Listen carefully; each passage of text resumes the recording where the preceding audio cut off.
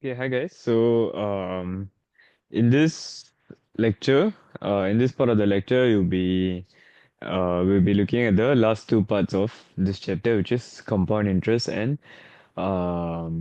standard form. Okay. So earlier, I believe you have learned this concept called simple interest. So, okay, wait, just give me a moment.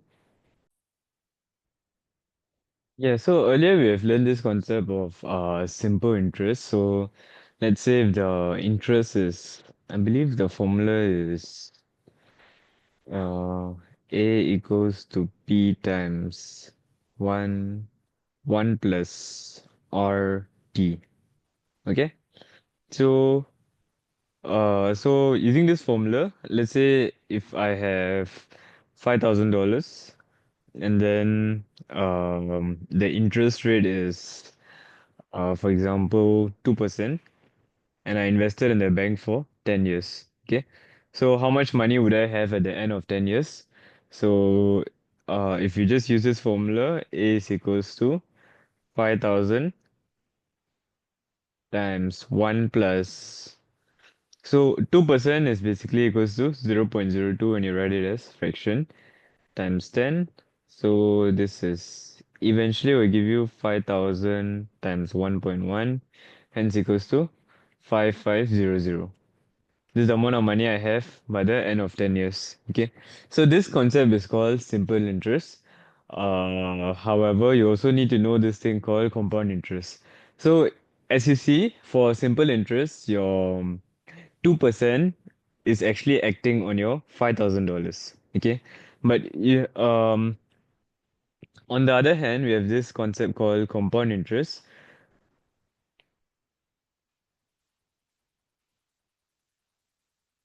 So on the first year, it's the same thing. So let's say if I put $5,000, it will be 1 plus 0.02. Okay. And then on the second year, your interest is based on your previous year. So it will be, let's say if this is equals to A, so it will be A times 1.1 plus 0.02. And then again, this repeats for 5 years. Third year, A times 1.1 plus 0.02 times 1 plus 0.02 and so on. Okay. So this is the concept of compound interest. So this actually gives rise to this formula. So this is a very important formula you need to be familiar with. Okay, so you have A equals to P plus 1 over R plus R over 100 times to the power of n. So in this case, R over 100 is your 0.02 here. So you shouldn't put 0.02 over 100. So if it's 2%, so it's just 2 over 100. Okay. So that actually gives 0.02. And then your n is your number of years. So yeah, this is the formula that you need to know. So some questions that they normally ask is they will give two savings plan with two different interest rates, and then they will ask by the end of this period of time which savings plan is better for this person. So you must choose the plan which can give a higher output. So normally for compound interest, it's better for long term. So yeah, because it's a power, right?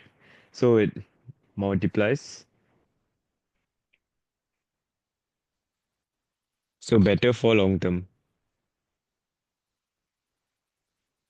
Okay. So now let's look at question. So I'm gonna give it.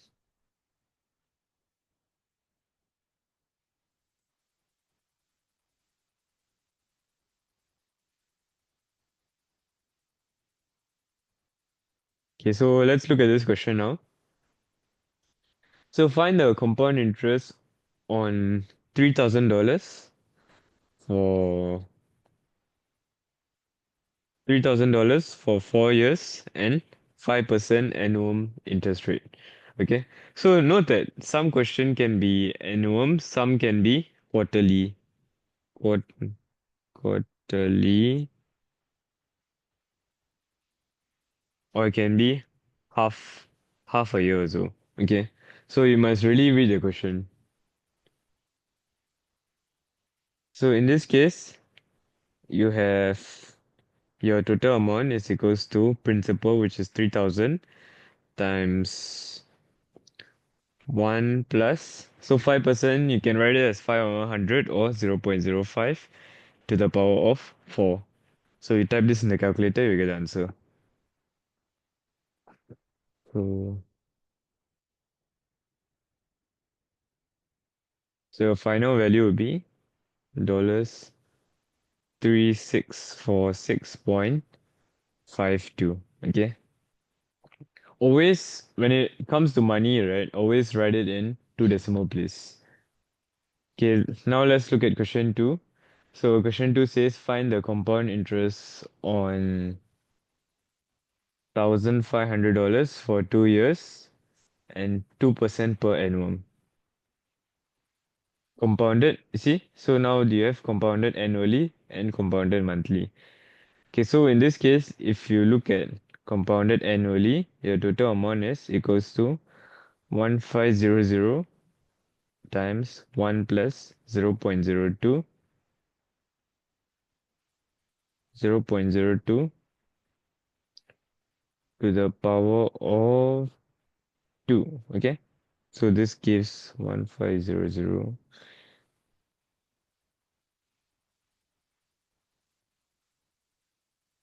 So in this case, this would give dollars 1560.60. Okay, if it's compounded monthly, and then they said it's 2% per annum, right? So you gotta calculate the monthly interest rate. So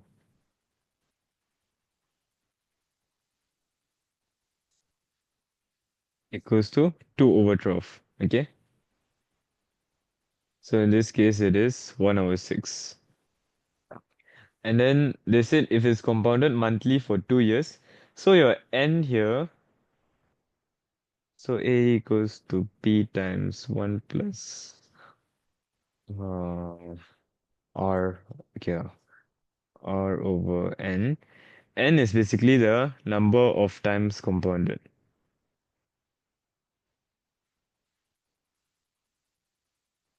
So in this case, if it's compounded monthly, your total value would be 1500 times 1 plus, in this case, your interest rate is 1 over 6 to the power of 24 because it's compounded every month for 2 years.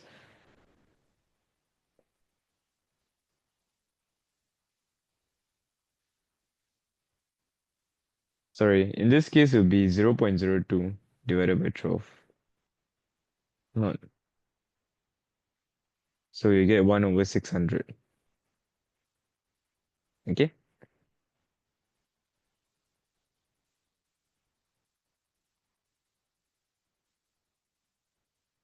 So if this is the case, you'll get dollars 1561.16. As you can see, this is slightly higher. So, which is why I said when it's better when it's longer or compounded more. So, especially for higher values, you can see a much significant difference. Okay, so now your question 3.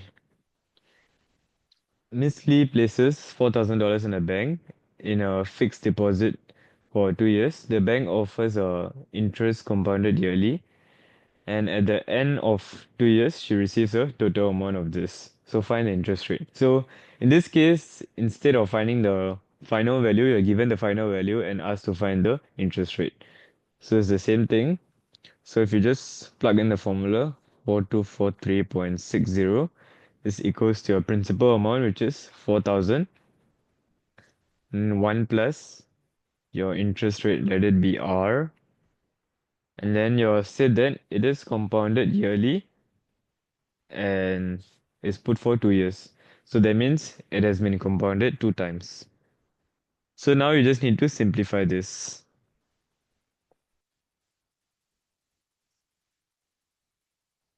So if you plug everything inside the calculator, you get R is equals to 0.03. Okay? So yeah. But in this case, okay, then sometimes they may say find the interest rate in percentage. In percentage. So if it is in percentage, then you should write 3%. Okay? So just take note of this. Okay, so this is compound interest is fairly a simple concept. Um yeah. So now let's move on to the last concept, which is standard form. Okay, so standard form is basically representing large values in this format. Okay, so instead of saying 5,300,000, you can say 5.3 times 10 to the power of 6. Okay, it just makes it easier to represent large data. So as you can see, um, for even long distance, 149,600,000, you can write it as 1.496 times 10 to the power of 8.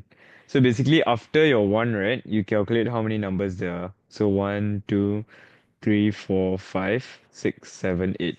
So which is why you get 1.496 times 10 to the power of 8. And then now you have this very small number. So it can not only be used for a large number, it can be used to depict small number as well. So again, uh, you have you start counting from here. So you one, oh sorry, you start counting from here. So you get 1, 2, 3, 4, 5, 6, 7, 8, 9, 10. So you get 7.53 times 10 to the power of negative 10. Okay? So again, if you look at this one, if you count from here, so you have three here, three here, three here, three here, three here, so on.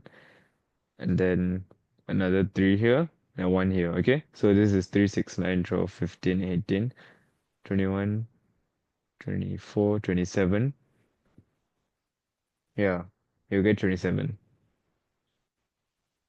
You always, oh sorry, you shouldn't include the 6. You should always stop once you see the first number. Okay. So for this case, you start after the first number and oh, yeah, for this case, you start after the first number. So you start after here. And then for this case, you stop at the first number, after the first number. Okay? Which is why you have until here is 24, then you stop after here. So this is where you stop. So it should be 2.656 times 10 to the power of negative 27. Okay, so now can you guys pause this video and quickly try out all this? Okay, so now I'll go through. So again, for this, you start after the first number. So it will be 1, 2, 3, 4. So 2.9 times 10 to the power of 4. And in this case, number of grains. So there's no units. So again, this should be speed of light. So you start over here. So 2, 3, 3, 3, 6, 8. So 10 to the power of 8. Here, let me use another color. Okay, now we have a small number. So again, you start from here. So you have 3 here. You stop over here. Then 2 here. So 3.8 times 10 to the power of negative 5. So last one, you stop over here. So 3, 6, 9, 12, 15, 18, 21, 22, 23. Negative 23. Okay? Alright, so uh this is basically it for standard form. So it's quite a simple concept. Also, you can use the calculator to check your answer. So for example, you have 0.000038. So once you type it, right, you can click shift, can click shift. So once you type and click equal, you can click shift and then there's this button called S and D. So you can click this button. Yeah.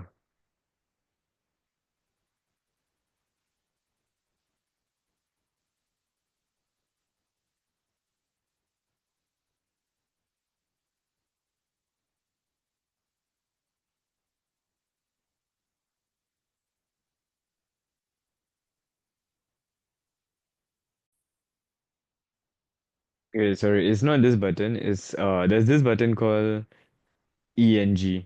So once you type it, you just click the button that says ENG. And then yeah. So once you type it, it will put 38 times 10 to the power of minus 6. So in this case, they want standard form, so you got to shift one decimal forward. So this becomes 3.8 times 10 to the power of negative 5. Okay. So if you want, you can use your calculator just to double check, and you should be getting the same answer. Even for your indices part, do know that you can use your calculator. So always use it to double check your answers. Even for those questions that says without the use of calculator, because ultimately you want to get the correct answer for your exam. Okay, so um, you have this question on memory card. Um, okay.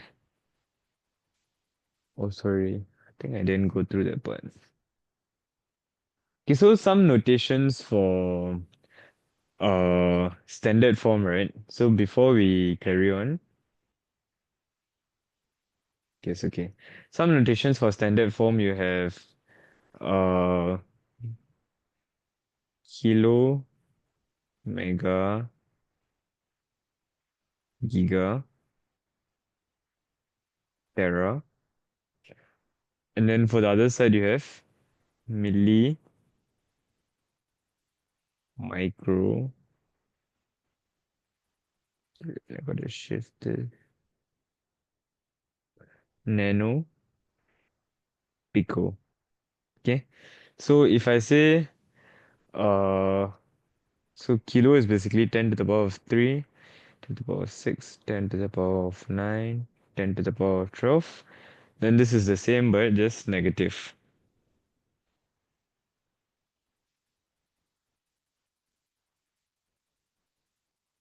Yeah. So these are some common notations, which is why if you have 1 km, 1 kilometer is basically equals to 1 times 10 cube meter. See? It's some common terms that we use. And then if you use a micrometer gauge, then 1 meter is basically equals to 1 times 10 to the power of minus 6 micrometer.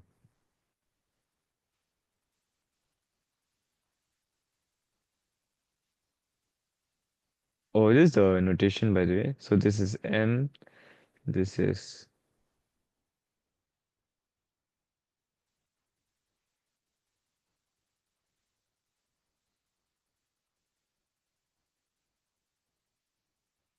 M, G, T. Okay.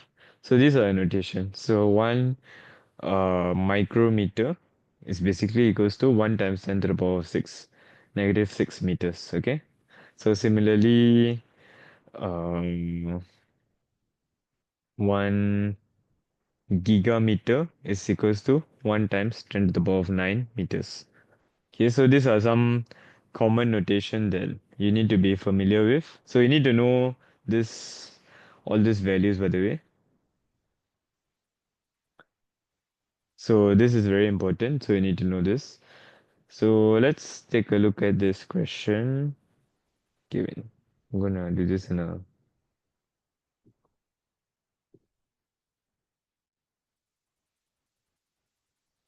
okay. Come, let's take a look at this. So a memory card has a capacity of 512 megabytes, and then each photograph has a size of 640 kilobytes. Okay, assuming that 1 MB. So in this case, they gave you what MB and kilobytes are, but you should already know what it is. So you should write it in standard form first. So you have a memory card. So capacity equals to 512 times 10 to the power of 6 bytes. Okay. Then one photo equals to 640 times 10 to the power of 3 bytes. So they ask how many photos can this memory card store. So it's just the capacity over photo. So it is number of photos equals to 512 times 10 to the power of 6 over 640 times 10 cubed. So you can just type this in your calculator.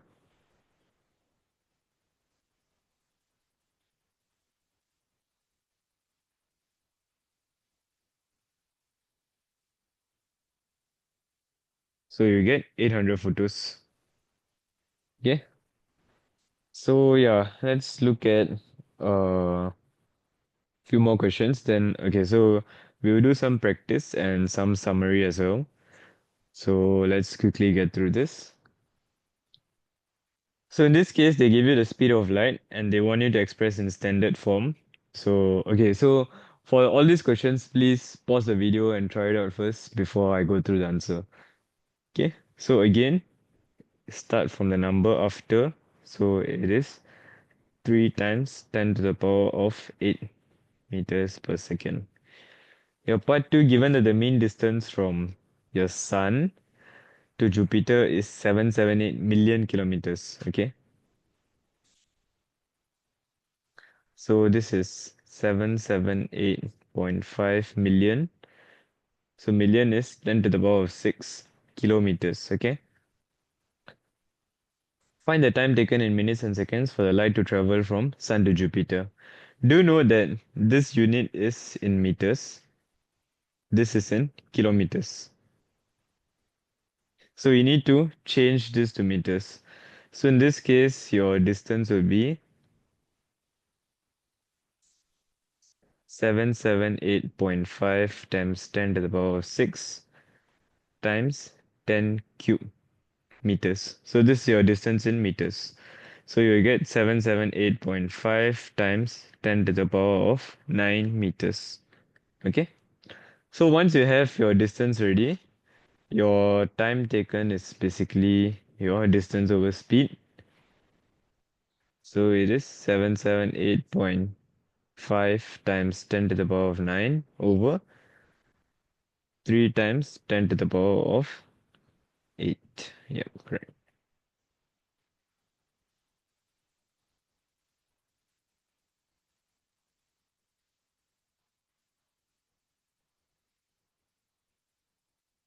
So you will get 2595 seconds. Seconds, but the question is asking you to find in minutes and seconds. So you got to convert this to minutes. So you get 43 minutes,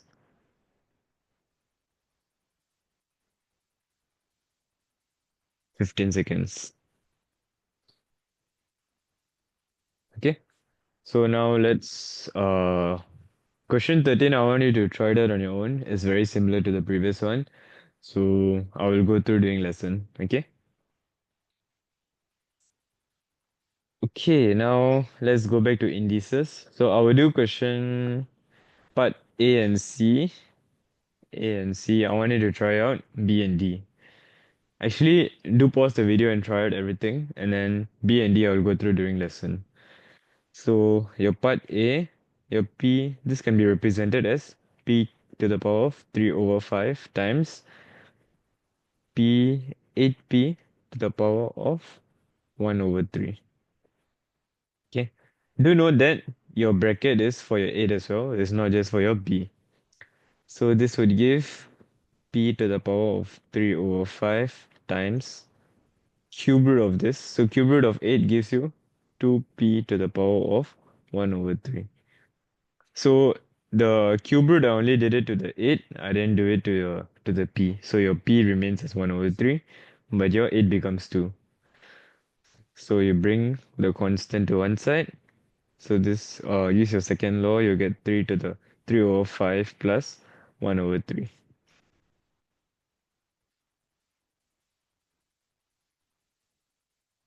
So you get 2P to the power of 14 over 15. Sorry, part C. Part C, you have p to the power of 2 over 3, q to the power of negative 2 over 5 over p square q to the power of negative 1 over 5, negative 3. Okay. So again, simplify this first. So simplify the denominator so the numerator stays the same. For simplicity purposes, instead of writing fraction, output a division symbol. So this becomes p to the power negative 6, q to the power 1. So just q. Okay. So once you have this, so instead of writing a fraction, I wrote it as a division symbol. So it's easier when you write it in one straight line. Now you use your second law, p to the power of 2 over 3 minus 6, q to the power of negative 2 over 3 minus 1. So you should get the answer. P to the power of 20 over 3, q to the power of negative 5 over 3. So this is your final answer. So you see, once you are familiar with all the different laws, this should be quite simple. But as you can see, for this kind of questions, they are using 2 to 3 different indices laws. So you must know how to work with all of them together. Okay, now a quick summary. So a to the power of n basically means you multiply a by n number of times. So these are your 5 laws of indices that we have gone through earlier. And then anything to the power of 0 gives you 1 unless your a is equals to 0. So that value doesn't exist. So your negative indices is basically a fraction. So a to the power of 3 to the power of 3 to the power of negative 2 is 1 over 3 square, 1 over 9. Okay. And then rational indices, so we have gone through. So let's say if you have a cube root, then this basically means a to the power of 1 over 3. And similarly for this one, it's the same concept. And this is the formula for compound interest. For simple interest, I'll just write it here. Equals to a equals to p times 1 plus rt. Okay. So only difference is this one is to the power and n is equals to the number of times compounded.